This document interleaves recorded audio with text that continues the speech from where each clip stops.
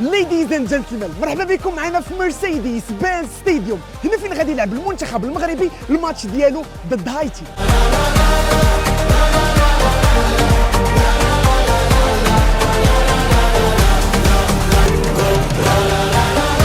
غادي تلعبوا هنايا 5 الماتشات في الجروبات، بينهم الماتش ديال المغرب، ماتش في الدور 32، ماتش في الثمن، وماتش في الدومي فينال. واش متخيلين معايا النشيد الوطني في هذا الملعب الرائع كيفاش غادي تكون، والاجواء الحماسيه اللي غادي يخلقوها المغاربه؟ خاص غير يديروا معنا الحل في التذاكر اللي الثمن ديالها باقي غالي بزاف. في هذا الملعب كتلعب اتلانتا في كره القدم الامريكيه NFL، وكتلعب اتلانتا يونايتد في الكره الدوري الامريكي MLS. اجي نكتشفوا جميع هذه التحفه المعماريه الرائعه. هذا الملعب اللي كيتعتبر من الاعلى قيمه في التكلفه والانجاز ديالو بمليار و600 مليون دولار.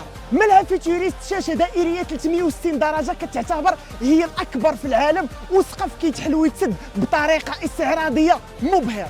هذا الملعب كيستقبل احداث كبرى بحال السوبر بول، بحال الفينالات ديال MLS، وغادي يكون واحد من اهم الملاعب في كاس العالم 2026. الطاقه الاستيعابيه ديال الملعب 75,000 متفرج في كره القدم الامريكيه و72,000 متفرج في الكره. كنتمناو هذا الملعب يكون فعل خير علينا ونحققوا الانتصار ضد هايتي في كاس العالم.